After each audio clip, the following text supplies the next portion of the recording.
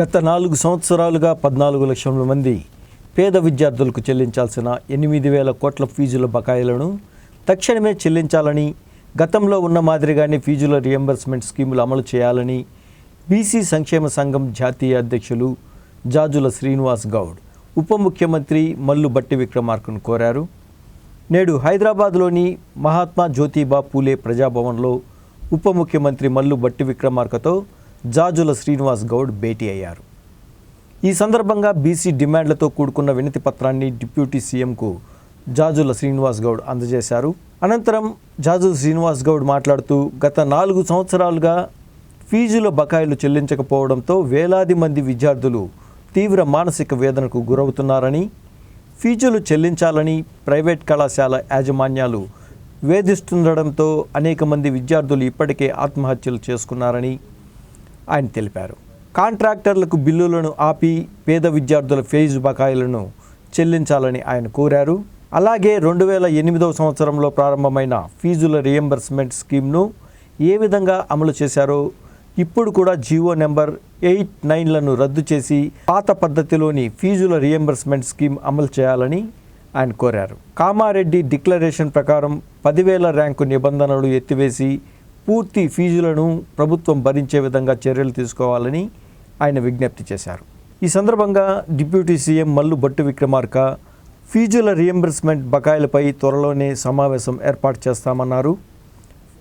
ఫీజుల రియంబర్స్మెంట్ పథకాన్ని అమలు చేయడం ప్రభుత్వ బాధ్యత అని, ఫీజుల బకాయిలు చెల్లింపుపై 2-3 రోజుల్లోనే బీసీ, ఎస్సీ, ఎస్టీ, మైనార్టీ సంక్షేమ శాఖల మంత్రులు, అధికారులతో సమావేశం ఏర్పాటు చేసి సానుకూల నిర్ణయం తీసుకుంటామని జాజుల శ్రీనివాస్ గౌడ్కు డిప్యూటీ సీఎం భట్టి విక్రమార్క హామీ ఇచ్చారు.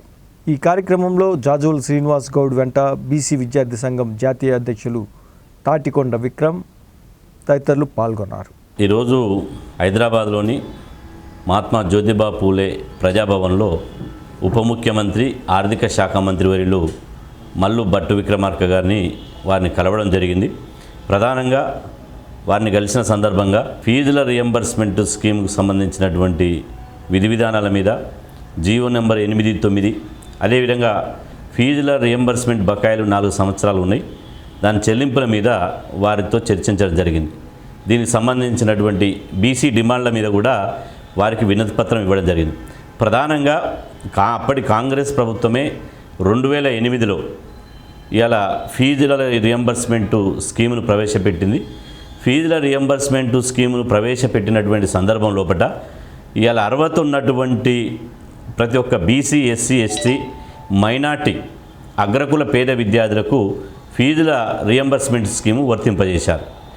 ఈరోజు తెలంగాణ రాష్ట్రం వచ్చిన తర్వాత రాను ఆ ఫీజుల రియంబర్స్మెంట్ స్కీమ్కు 190 కండిషన్లు పెట్టి ఆ ఫీజుల రియంబర్స్మెంట్ను తూట్లు పడిచి 10,000 ర్యాంకు నిబంధన పెట్టడం, అదేవిధంగా అనేక కండిషన్లు పెట్టడం మూలంగా ఫీజుల రియంబర్స్మెంట్ స్కీమ్ నీరుగారేటువంటి పరిస్థితి వచ్చింది.